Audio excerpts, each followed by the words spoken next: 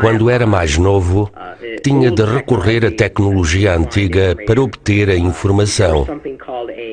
Havia uma coisa chamada catálogo de fichas na biblioteca, que era um edifício onde havia, não sei bem como explicar, manuais. Normalmente chamavam-se livros e eram feitos de papel impresso com tinta. Eram impressos com uma espécie de agulhas, mas agulhas que projetavam tinta para uma superfície.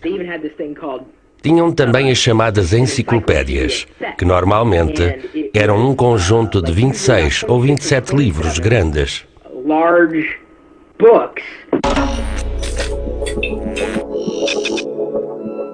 A verdade segundo a Wikipédia. A sociedade está a passar por uma mudança revolucionária. Estamos ao nível da invenção da imprensa. Tem a mesma importância e as mesmas dimensões.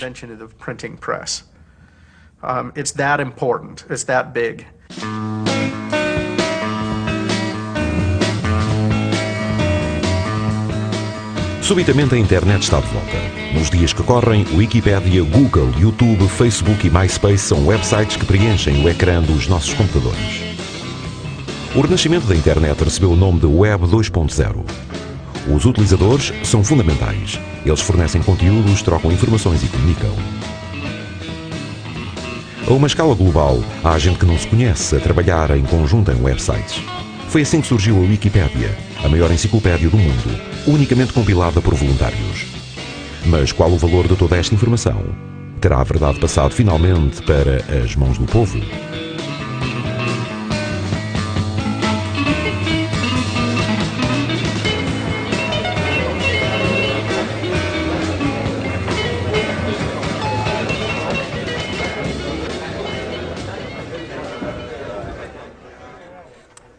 O que aconteceu por volta do ano 2000 foi o surgimento de uma nova era de participação em que o princípio básico não é o eu preciso ou eu quero, mas sim o eu posso.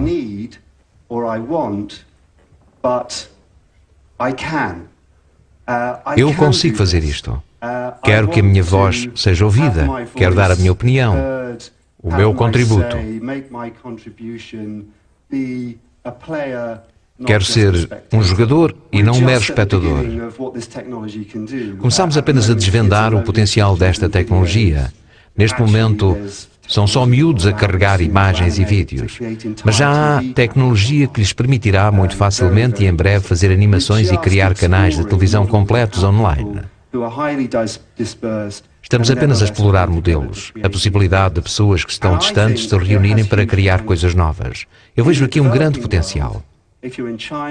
No terceiro mundo, por exemplo, na China, em Myanmar, no Vietnã ou em qualquer regime autoritário do mundo, a internet é a melhor esperança para criar uma base política democrática. Penso que a longo prazo tem um grande potencial para tornar as sociedades mais democráticas. Em muitos aspectos, a Web 2.0 é aquilo que nós quisermos. Quando cunhamos este termo, Web 2.0, referíamos-nos, na verdade, a um renascimento da web. Primeiro, se observarmos a história da indústria informática, verificamos que houve uma série de grandes vagas. Tivemos a primeira era, dominada pelos computadores de grande porte. Em seguida, foi a era do computador pessoal e depois a era da web. Logo desde cedo, percebemos que a web tinha algo de novo, mas o percurso foi bastante acidentado. Até ao estouro da bolha das .com, o termo Web 2.0 surgiu porque não se tratava de uma nova tecnologia, mas sim de um segundo advento da web. Creio que desta vez vamos no caminho certo. No primeiro advento da web, na era .com, todos queriam transformar a internet em algo semelhante à televisão, uma espécie de novo meio de comunicação. Mas, na verdade, a web sempre foi um meio de participação. Depois do estouro da bolha das .com, percebemos que as empresas que sobreviveram foram as que, de uma forma ou de outra, tinham tentado envolver os utilizadores, incorporar a participação deles nos seus serviços. Estou aqui para vos falar da Web 2.0. Basicamente é a próxima geração da web da internet.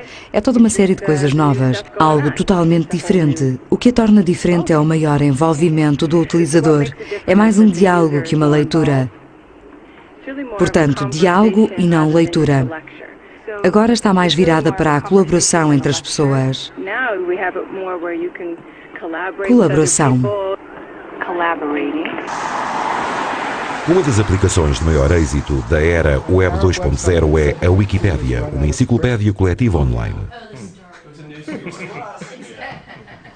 As pessoas têm uma dedicação enorme. Isto é muito idealista. Estamos a construir um recurso gratuito e aberto, um recurso de acesso livre. Há milhares de pessoas envolvidas diariamente. Há centenas e centenas de entradas por segundo na Wikipédia em inglês. É uma enciclopédia online de acesso livre, em que qualquer pessoa pode editar uma página ou acrescentar novas entradas. Já existem mais de 250 idiomas, por isso é multilingue. É amplamente internacional e abrangente. A Wikipédia inglesa sozinha tem mais de 2 milhões de entradas. Como surgiu a Wikipédia? No dia 2 de janeiro de 2000 estava a jantar com um amigo e o Ben falou-me de um hobby que tinha, escrever para wikis, aquilo a que ele chamava wikis.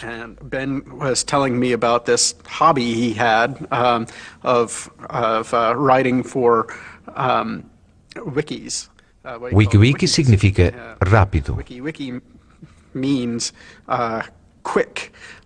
O termo Wiki Web designava uma forma rápida de toda a gente trabalhar em conjunto numa mesma página.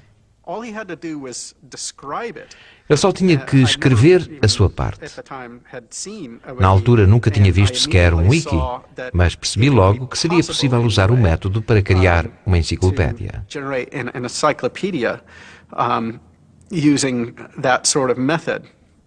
É evidente que tinha algumas reservas e creio que o Jimmy Wales sentia o mesmo, mas decidimos tentar. Rapidamente começámos a ver grandes progressos. O projeto não parava de crescer. A cada 3 ou 4 meses a participação duplicava, bem como a visualização das páginas. E foi sempre assim, até se tornar, hoje em dia, o 8º website mais popular da internet. A Wikipédia foi criada em 2001 e tornou-se rapidamente um dos 10 destinos mais procurados da internet. O inglês é o idioma mais usado na Wikipédia, mas o que fazer quanto às línguas dos países do terceiro mundo? Temos de fomentar o crescimento da Wikipédia em línguas como o hindi, o árabe e o swahili. São idiomas em que os falantes beneficiarão com acesso ao conhecimento gratuito. All of a sudden Wikipedia came and then this sum total of human knowledge struck me.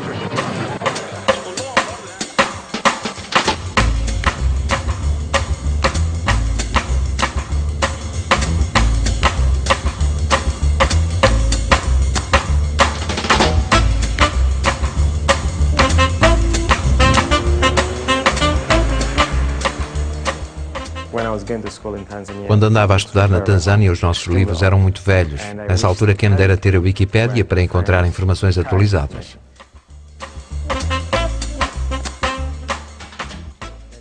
E então surgiu isto que é feito pelas pessoas. É uma ferramenta em que participa toda a gente do mundo. Em vossa opinião, que papel pode desempenhar? Pode alargar o espírito das pessoas, pode mostrar-lhes isto foi o que aprenderam durante toda a vida, mas há alternativa. Eu era blogger e escrevia em Swahili. Foi o primeiro blog numa língua africana. A razão que me levou a fazê-lo foi por sentir que as nossas línguas não desempenhavam um papel de relevo no ciberespaço. Raramente se encontravam. A informação estava principalmente em inglês.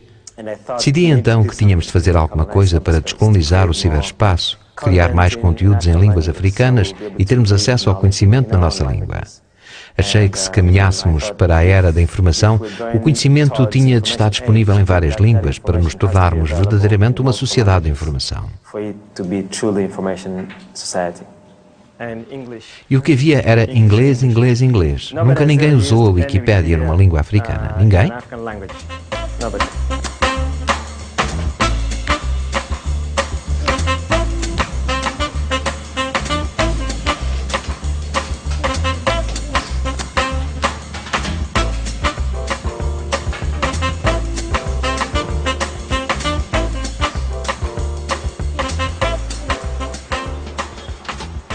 Se não soubesse como as coisas são, diria que o ano de 1999 se estava a repetir. O frenesim regressou a Silicon Valley e os utopianos loucos estão à solta de novo.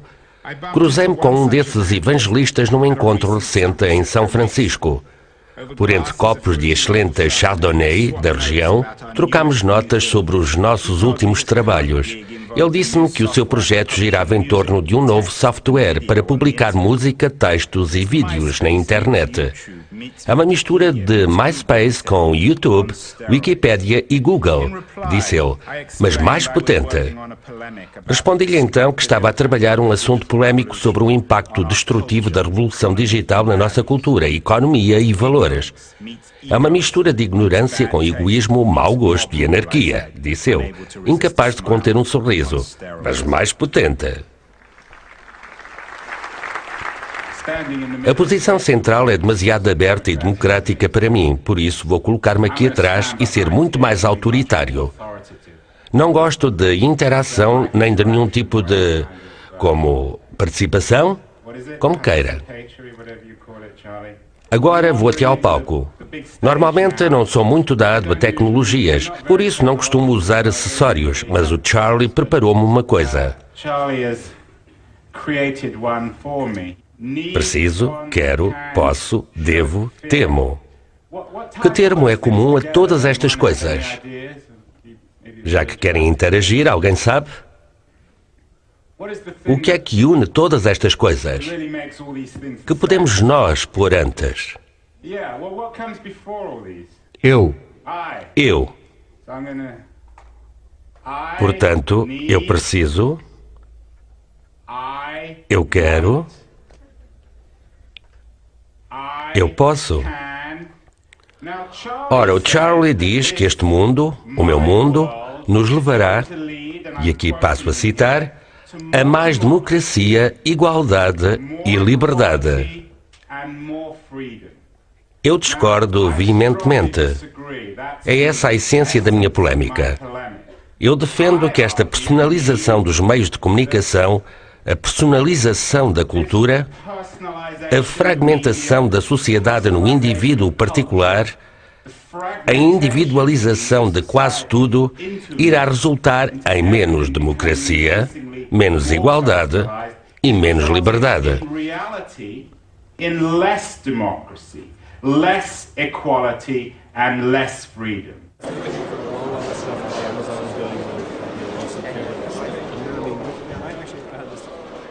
Toda a gente pensa que pode fazer as coisas por sua conta, que não precisa dos outros. Eu oponho-me veementemente a isso. Oponho-me a esse tipo de ética liberal. A ética dos anos 60? É uma deturpação da ética dos anos 60. É uma das éticas desse tempo, a ética dos hippies. Nos anos 60 também havia uma ética de esquerda com a qual eu simpatizo, voltada para as reformas sociais, para o compromisso social. Há ideais dos anos 60 com que eu concordo. Acontece que no norte da Califórnia imperava a ética hippie, uma perspectiva liberal que aprovava o afastamento da sociedade, das instituições, o desafio de todas as formas de autoridade, política, cultural e espiritual. Este é evidentemente o ponto forte, mas também a grande fraqueza da América, e em especial da Califórnia. Não foi por acaso que foram estes hippies a criar a tecnologia que possibilita a Wikipédia e todo o mundo da blogosfera. Não é por acaso que os pais da internet, que estão agora em Silicon Valley, são esses tipos de meia-idade, barriga grande e rabo de cavalo. Nenhum deles confia na autoridade. São todos contra o sistema. Claro que, ironicamente, eles também representam uma espécie de contra-sistema.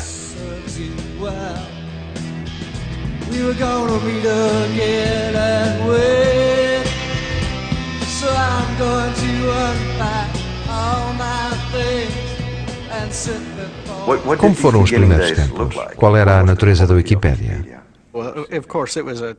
Evidentemente era aberta a todos. E admito que a maior parte dos artigos tinham muito pouca qualidade, mas não nos importávamos. Eu não queria saber, porque era completamente experimental. Não pretendia ser um projeto de publicação. Estava virado para a criação de conteúdos. E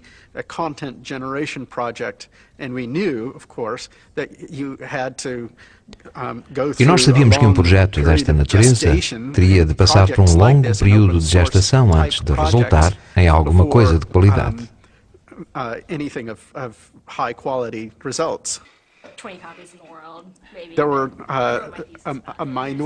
Havia uma minoria extremamente agressiva com que era muito difícil trabalhar.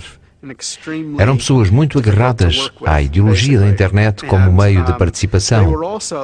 Aquilo que deu origem à Web 2.0 e que pressupõe um igualitarismo total.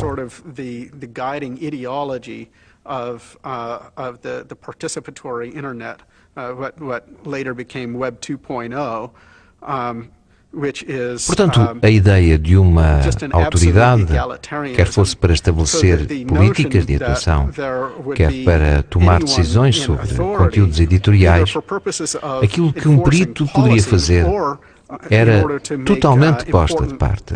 Editorial content decisions, which is what an expert might do, for example, is just completely anathema to them. Em finais de 2002, início de 2003, mandei um e-mail pessoal a Jimmy Wales a dizer que teríamos de resolver estes dois problemas. Tínhamos de reconhecer de alguma forma o conhecimento especializado. Recognize the expertise of certain people in some way.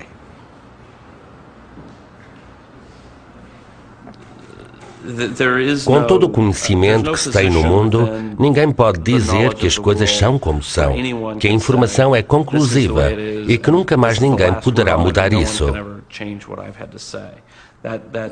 Mas isso não é o outro extremo? Sim.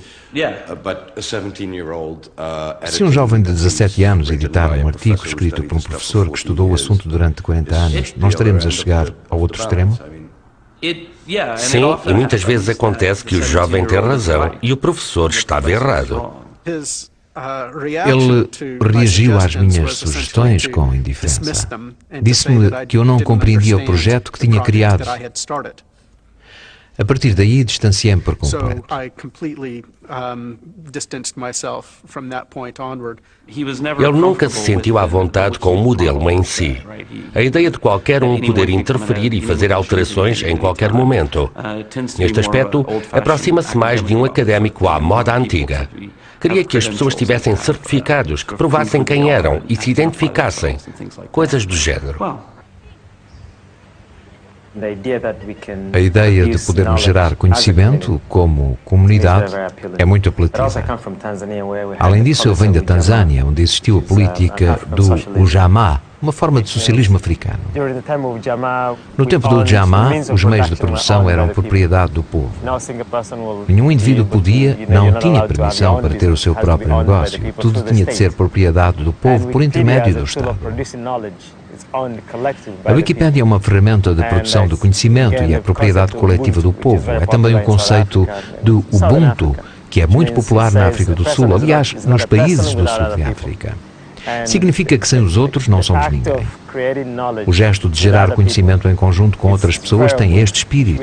Culturalmente, não percebemos este conceito, mas em termos de informação atual, temos de reavaliar e descobrir como aplicá-lo ao presente com a ajuda da tecnologia. A Wikipédia já mudou o mundo e com o vosso apoio constante, quem sabe o que ainda poderemos fazer pelas pessoas a nível internacional. Imaginem um mundo onde cada pessoa do planeta tem acesso livre ao conjunto de todo o conhecimento humano.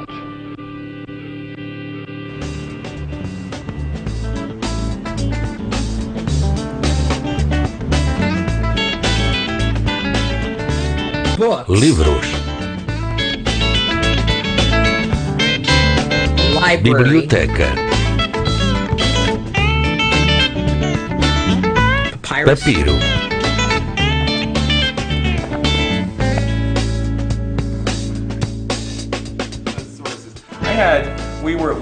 Ontem à noite saímos e estive à conversa com uma mulher. Quando ela soube que eu trabalhava para a Wikipédia, disse-me logo que era professora do ensino secundário e que aconselhava sempre os filhos a não usarem a Wikipédia. Respondi-lhe que concordava plenamente. Eu trabalho para a Wikipedia Foundation e posso garantir que não se pode confiar em tudo o que lemos. Nem os grandes artigos, os artigos que em 98% dos casos são 100% rigorosos, o do George W. Bush, por exemplo, e que são sempre semi-protegidos por terem tantas visualizações, nem esses estão a salvo.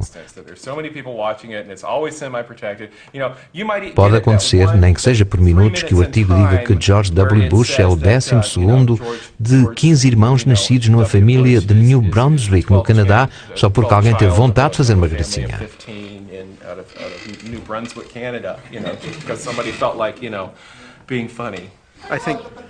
Acho que a Wikipédia pode ser usada como uma primeira referência. Ficamos com a noção de um determinado assunto, lemo-lo com uma certa reserva e em seguida conferimos as fontes citadas. Só depois de lermos a Wikipédia e talvez mais algumas fontes, podemos partir do princípio, já não estamos a supor. Confirmamos que a informação é correta se for coincidente nas diferentes fontes. Mas a investigação diz-nos que a maioria dos utilizadores não faz isso. É verdade. Então qual é o perigo? Obviamente o perigo é que as pessoas tomem decisões importantes e formem a sua opinião com base em informações que podem estar erradas.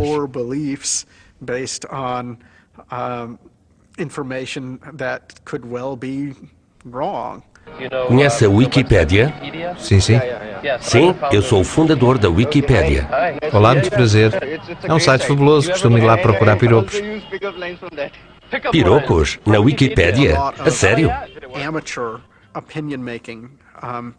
Há muitas opiniões de amadores e artigos amadores que serão aceitos como exemplares e utilizados por aqueles que não conseguem reconhecer coisas de melhor qualidade.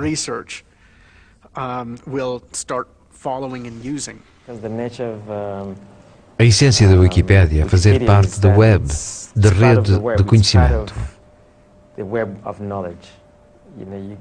Quando acedemos a um artigo, esse artigo está ligado a muitas outras fontes de conhecimento. Portanto, a natureza do conteúdo da Wikipédia só por si tem muitas vantagens que não se encontram nos meios de comunicação tradicionais. Por exemplo, um livro tem informação da primeira à última página e pronto. No caso de uma referência, tem de encontrar essa referência e ir até uma livraria e procurar o livro citado. Mas na Wikipédia é tudo interativo, muito dinâmico e integrado nesta rede de conhecimento.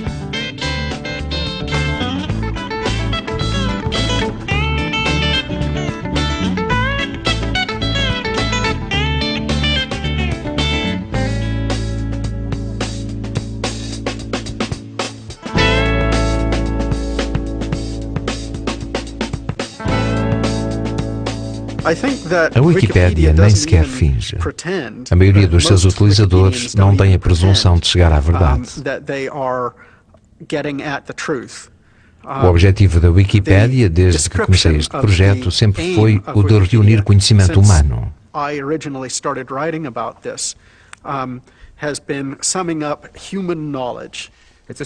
Parte do princípio de que não há verdades, que toda a gente tem a sua própria versão da verdade e que toda a gente pode reescrever a versão de outrem.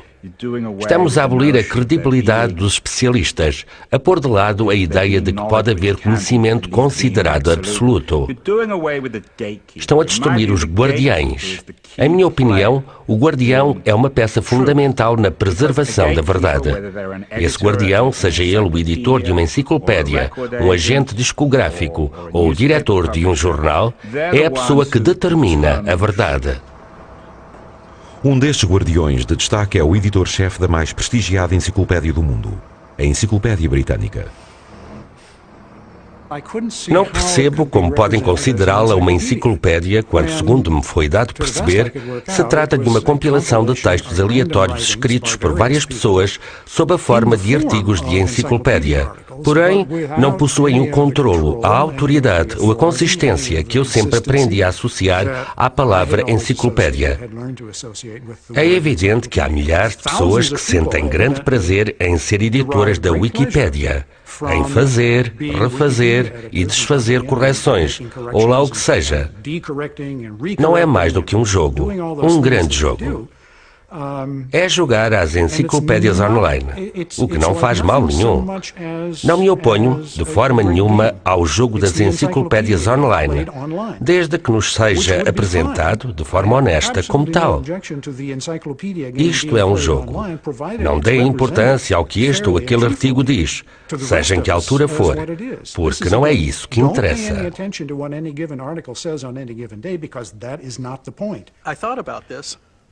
Quando ponderei o assunto, senti que não podia pedir aos académicos e aos profissionais que gastassem o seu valioso tempo livre num projeto como a Wikipédia.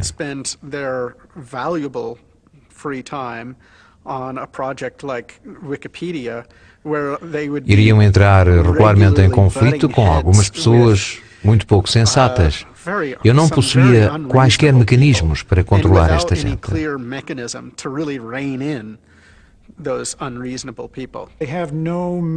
Não têm nenhum mecanismo que garanta o máximo rigor, a máxima fiabilidade, antes de publicarem.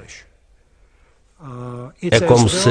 É essa a diferença essencial? É a diferença essencial. Imaginem, era como se nós, na Britânica, tivéssemos solicitado manuscritos e, em seguida, os mandássemos imprimir, lhes colocássemos uma capa e os vendêssemos como uma enciclopédia. Não foi o que fizemos. Encomendámos os manuscritos e chegámos a passar anos num único manuscrito, caso não correspondesse ao pretendido, a tentar corrigi-lo. Se fizemos tudo bem, não.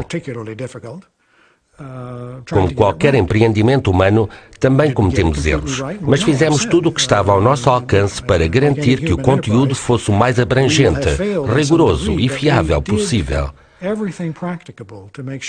Não vejo isso na Wikipédia. Eles publicam simples rascunhos.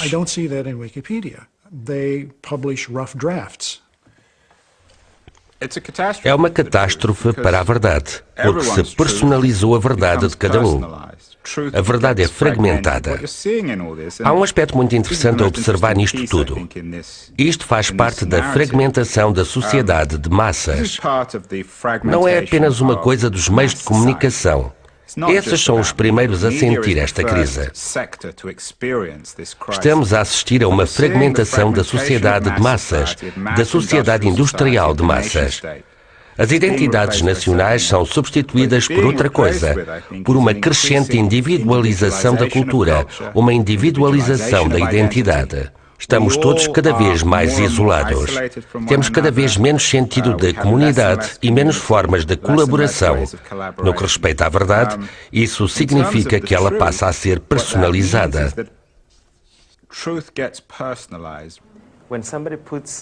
Quando alguém introduz algo errado na Wikipédia inglesa, alguém que queira passar informações erradas, um artigo leva 1 minuto e 7 segundos a ser alterado.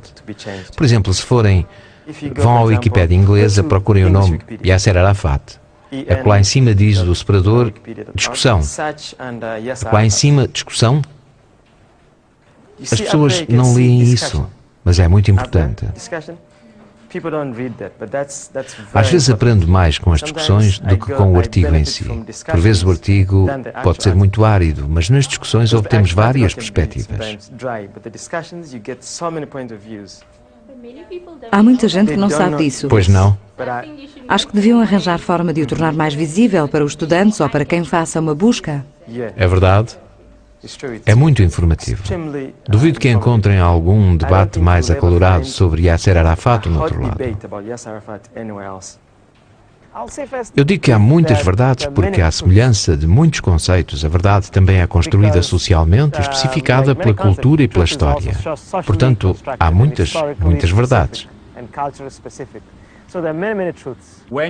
Quando democratizamos isto, quando a verdade de uns é tão credível como a de outros, então a verdade em si é destruída.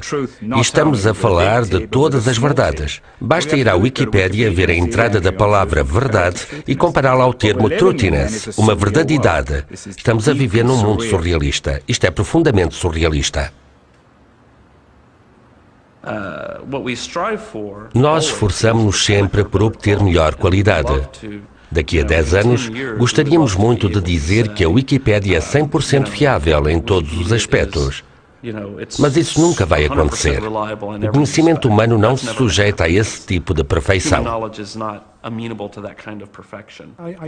Tenho de ressalvar uma coisa. Tenho criticado muito a Wikipédia, mas não questiono o facto de haver uma grande quantidade de informações muito boas e muito sólidas na Wikipédia. Outra coisa não seria de esperar. Nem que fosse por puro acaso, teria de haver bons conteúdos. A minha crítica prende-se com o facto de também haver material muito mau. E não há forma de distinguir a diferença. Não posso ser eu a corrigir os erros que possa encontrar na Wikipédia. A responsabilidade por esses erros é dos editores. Não pode ser de mais ninguém. Mas isso não é... Mas há uma segunda razão. Vamos supor que eu corrijo um erro. Nada me garante que essa correção ainda lá esteja amanhã. Pode vir outra pessoa, quem sabe? Vamos supor, só para vos dar um exemplo, que surja alguém que percebe menos do assunto que eu, mas igualmente confiante, com as suas convicções. Essa pessoa pode retirar todas as minhas correções ou até criar uma nova versão. Não me parece que seja negativo, desde que o processo seja transparente, que se defina quem avalia, o que está a ser avaliado e que fontes alternativas existem. E creio que não devemos menosprezar as pessoas sem qualificações oficiais. Elas podem não ter um curso superior, não ter feito exames, podem até não saber ler nem escrever e mesmo assim ter algo de valioso para dizer. A verdade sempre foi objeto de controvérsia entre aqueles que têm diferentes perspectivas. Acho que a Wikipédia criou uma forma de acelerar o processo de convergência e de acordo em torno do que é a verdade. Ela torna visível o processo que acontece lentamente no meio académico ou nas notícias.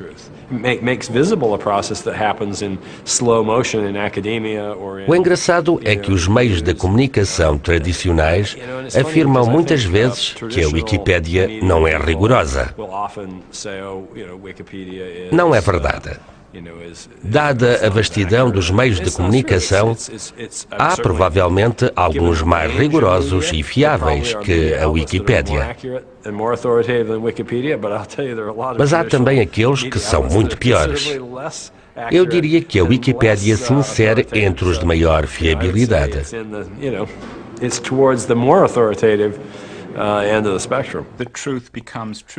A verdade torna-se truthiness, porque a Wikipédia é uma versão da verdade das multidões. Seja o que for que o povo afirme como verdade, é verdade. Ora, o povo que participa na Wikipédia vive voltado para a tecnologia e para as ideologias e liberalismo da Web 2.0. O próprio Wales, o fundador da Wikipédia, é um liberal radical, um seguidor do culto de Ayn Rand.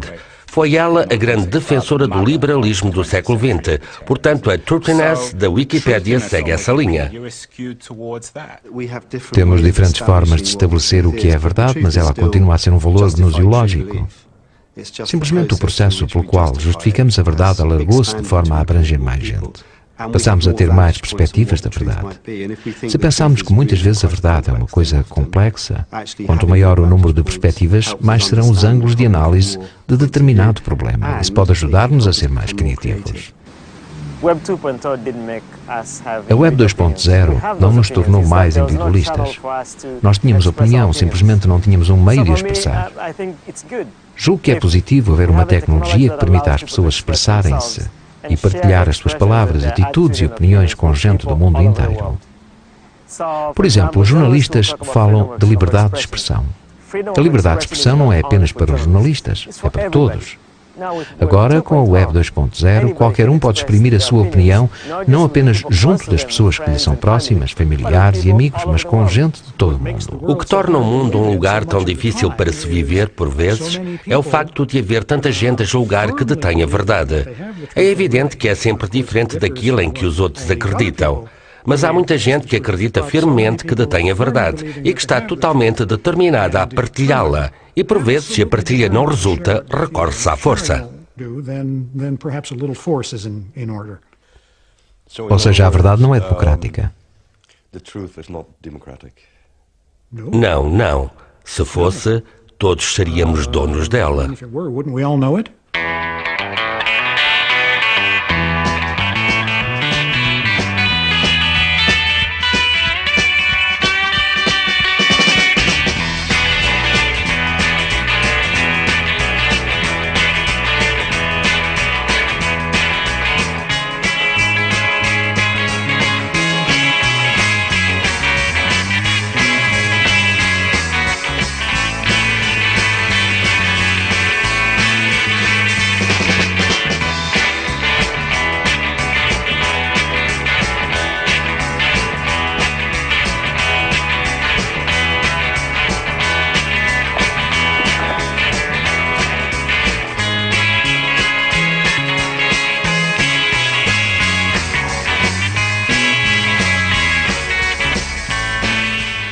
O culto do amadorismo é uma atmosfera cultural que se vive atualmente na América e também na Europa de Leste, em que se idealiza a inocência.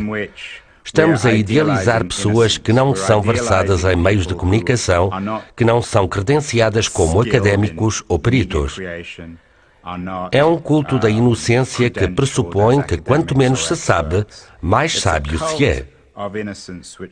É a teoria de que as crianças têm coisas importantes a dizer e que precisam de se expressar. Este culto não é novo na história. Surgiu de forma mais expressiva com as teorias de Jean-Jacques Rousseau e o movimento contra-iluminista, que criticava o conhecimento e a informação. O que é interessante nos dias de hoje é que essa gente que foi seduzida pela noção de inocência encontrou uma plataforma para o seu culto. É a internet. A internet dá poder a qualquer pessoa, independentemente do que saiba, das aptidões que tenha, da sua educação ou da falta dela. A internet de hoje, aquilo a que se chama Web 2.0 em Silicon Valley, permite que todos se expressem online. Portanto, o culto do amadorismo encontrou um lar.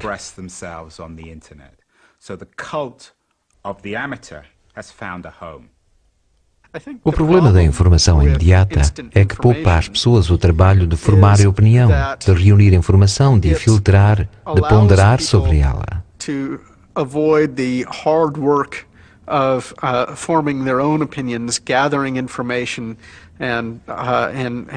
Mas isto não é um problema apenas da Wikipédia.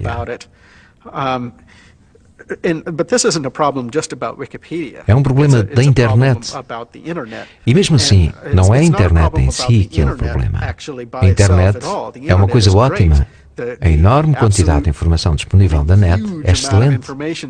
O problema está em nós.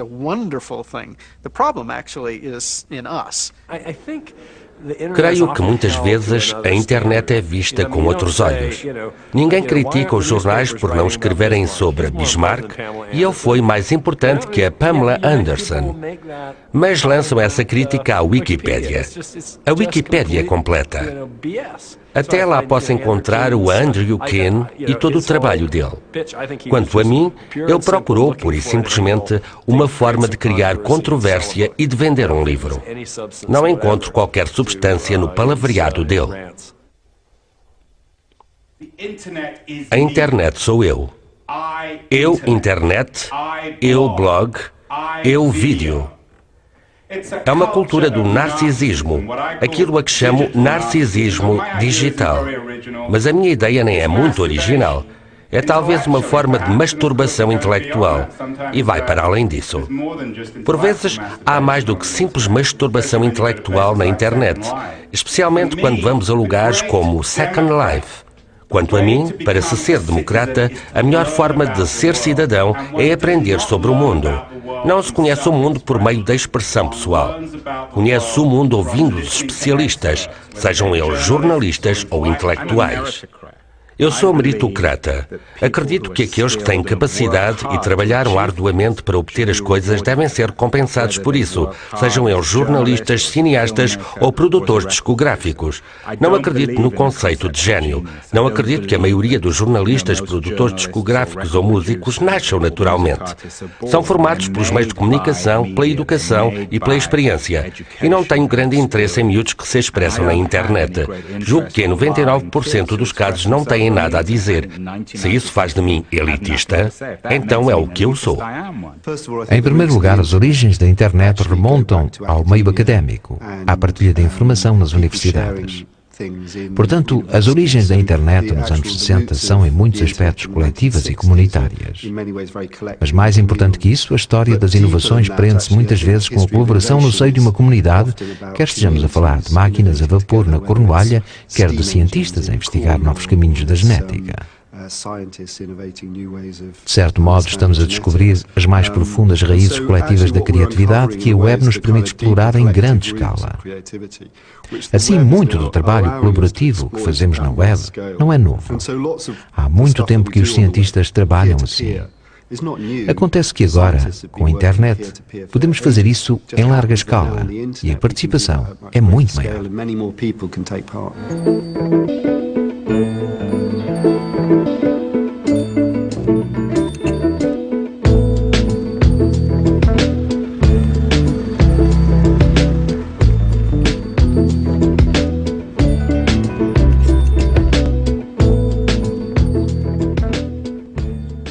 Eu não sou avesso à tecnologia, gosto dela e o meu livro não critica a tecnologia em si. A tecnologia é neutra. Critico a forma como a usamos. Nos dias que correm, estamos a usá-la de forma incorreta. Deixámos-nos seduzir por este culto do amadorismo. Como poderemos nós melhorar as coisas? Em primeiro lugar, temos de assumir a responsabilidade individual pela forma como a usamos. 70 milhões de bloggers, ou melhor, uma centena de milhões de bloggers são 100 milhões de indivíduos. Por que escrever blogs? Para que serve isso? Traz-nos algum benefício? Será um bom investimento de tempo? 15 minutos de fama. 15 minutos, ou 15 segundos, ou 15 palavras de fama. No fim de contas, ninguém é famoso porque toda a gente é esquecida ao fim de 15 segundos de 15 palavras. Quando administramos um blog, temos de ponderar bem.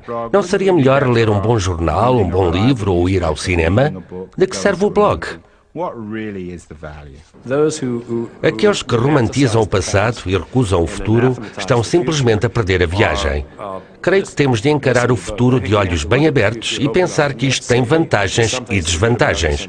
Relativamente à Web 2.0, a minha opinião é a de que estamos a entrar num admirável mundo novo, onde toda a gente está ligada a um canal interativo. Já estávamos familiarizados com os meios de comunicação global, mas todos eles eram unidirecionais. A televisão, os jornais. Agora temos um meio muito mais participativo que dá voz a mais gente. Antigamente, na nossa tradição, juntava-se um grupo de pessoas à volta da fogueira e havia um contador de histórias que fazia o seu relato. Mas apenas ouvia a história quem estava presente, fisicamente. Agora, a nossa fogueira é o ecrã. Posso contar uma história ao mundo inteiro. Ninguém tem de estar junto de mim. Não tem de estar comigo quando eu conto a história.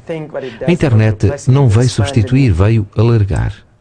Ela alarga a possibilidade de contar histórias a mais pessoas e ao mesmo tempo de arquivar essas mesmas histórias.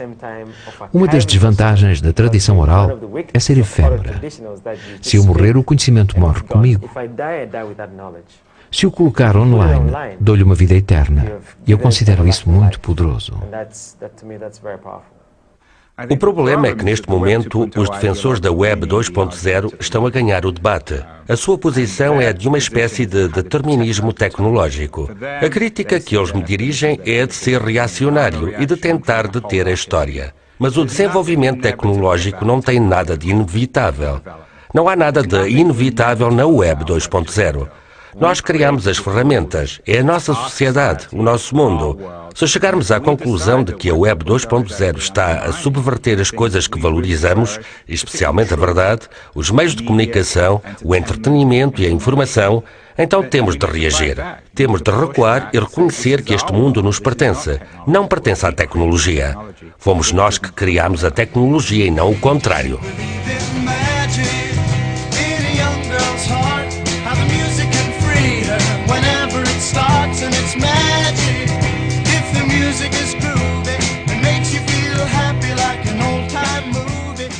Penso que isto é apenas o princípio. Se a vida da internet correspondesse a um dia de 24 horas, eu diria que estamos na primeira meia hora do dia, porque muitos mais bilhões de pessoas irão ligar-se. As aplicações que elas podem usar para criar materiais, para colaborar, para se encontrarem, tornar-se-ão muito mais sofisticadas. Portanto, as nossas capacidades, tanto a nível individual como coletivo, ainda vão desenvolver-se muito. Presentemente, as ferramentas que usamos ainda são muito toscas. Os blogs, que são uma espécie de diários, os wikis, que são ainda muito arcaicos, e os motores de busca, como o Google, estão todos ainda no começo. Para mim, o futuro é o conhecimento especializado. Eu prevejo que, ao longo dos próximos meses e anos, Silicon Valley e os média em geral irão redescobrir o conhecimento especializado. Irá ser a próxima novidade. O culto do amadorismo será substituído pelo culto do profissionalismo, o culto da especialização e da autoridade. Quando nos apercebermos dos danos causados pela revolução da Web 2.0, de todos os disparates no YouTube e de todo o lixo que anda pela blogosfera, creio que todos irão despertar coletivamente para a mesma realidade e reconhecerão a necessidade de informações fidedignas. Falando ainda dos peritos, há outras culturas, por exemplo, culturas africanas, em que há pessoas com imensos conhecimentos, mas que não foram à escola. Como não têm um grau académico, não se consideram especialistas. No entanto, possuem conhecimento. Sabem muito sobre o mundo que os rodeia, sobre a sua história, cultura, costumes e tradições. Sabem imenso, mas não têm um diploma. Se dividirmos as pessoas em especialistas e leigos, o conhecimento delas é descartado. É por isso que não gosto desta defesa dos profissionais e do conhecimento especializado. A origem da palavra amador refere-se àqueles que gostam do que fazem, que amam o que fazem. Não nos diz que não são entendidos. São pessoas que amam o que fazem. Isto não tem de ser a soma de todo o conhecimento especializado. Tem de ser a soma de todo o conhecimento, especializado ou não. O facto de não ser especializado não significa que não seja conhecimento ou que seja inferior. Não me parece.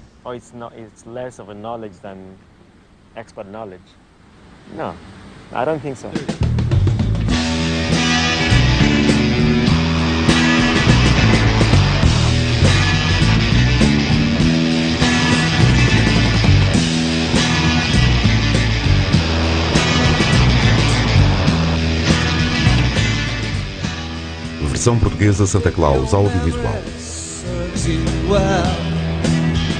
We were gonna meet again and wait.